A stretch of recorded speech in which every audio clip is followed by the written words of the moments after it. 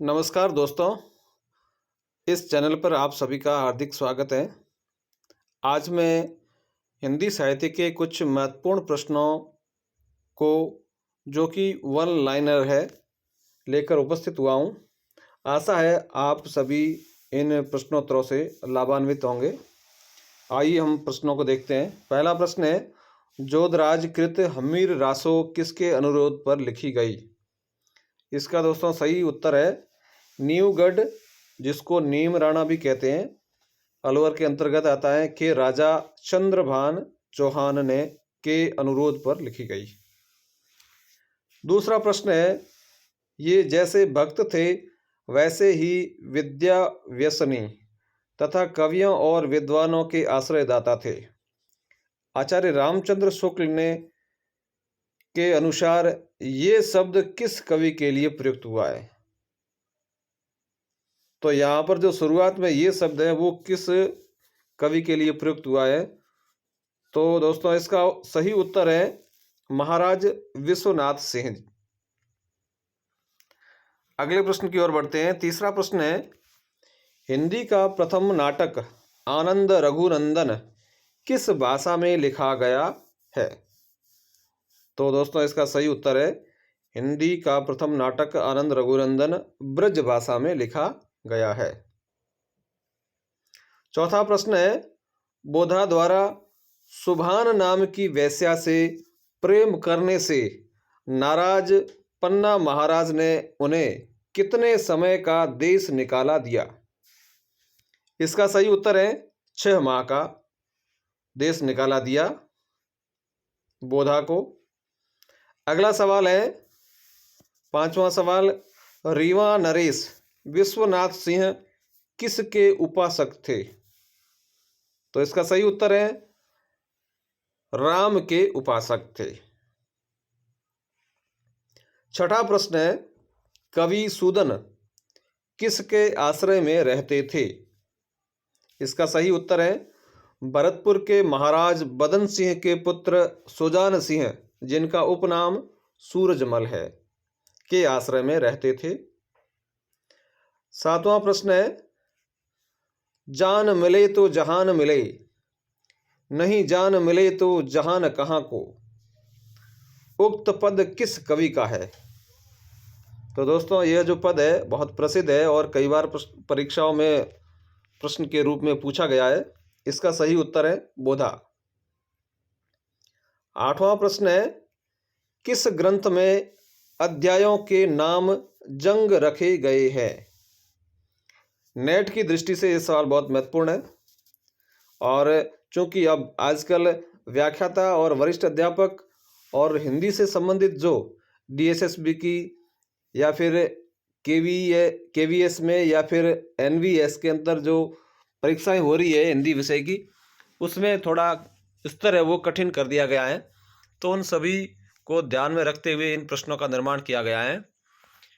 तो सुजान चरित नाम से जो ग्रंथ है उसमें अध्यायों के नाम जंग रखे गए हैं। 9वें प्रश्न की ओर आते हैं। 9वां प्रश्न है, भारतेंदु हरिश्चंद्र को हठी जी का कौन सा ग्रंथ अत्यंत प्रिय था? तो दोस्तों इसका सही उत्तर है राधा सुधा शतक। यह भारतेंदु हरिश्चंद्र को अत्यंत प्रिय था। 10वां प्रश्न है, कौन से कवि को गृह कलह से ऐसी विरक्ति हो गई कि वे सब छोड़ छाड़ कर वृंदावन चले गए? तो इसका सही उत्तर है नागरीदास। 11वां प्रश्न है, शुक्ल ने कोरे पद्यकार किसे कहा है? इसका सही उत्तर है गिरधर कविराय। 12वां प्रश्न है, हठी जी किसकी शिष्य परंपरा के कवि थे? इसका सही उत्तर है हित हरिवंश जी। अगला प्रश्न है 13वां, घनानंद का प्रेम किस तरह का है? इसका सही उत्तर है अंतर्मुखी। 14वां प्रश्न है, रीति मुक्त कवियों का प्रेम किस तरह का है? इसका सही उत्तर है अशरीरी मानसिक प्रेम। 15वां प्रश्न है, चलता फिरता आस्था का मंदिर किसे कहा जाता है? तो इसका सही उत्तर है कावड़। गौरी नृत्य नाटिका का आयोजन कब किया जाता है? रक्षाबंधन के दूसरे दिन।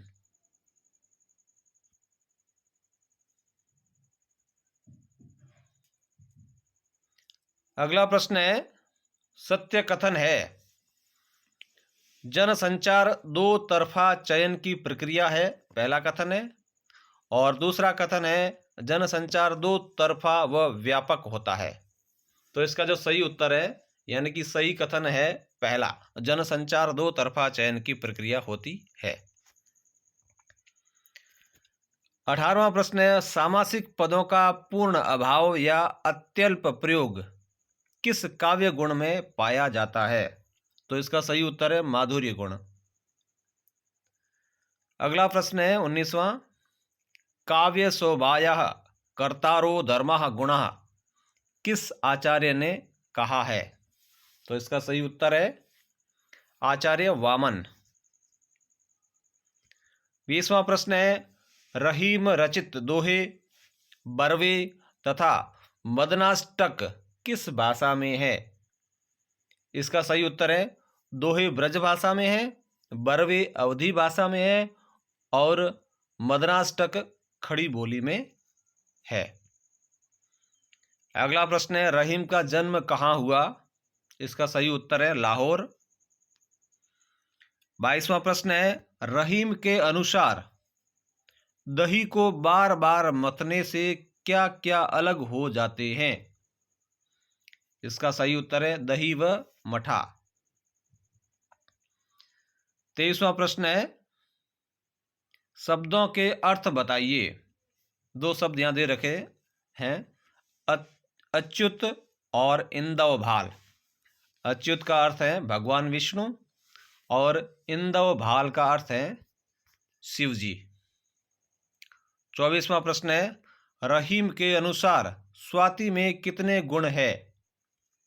इसका सही उत्तर है 3।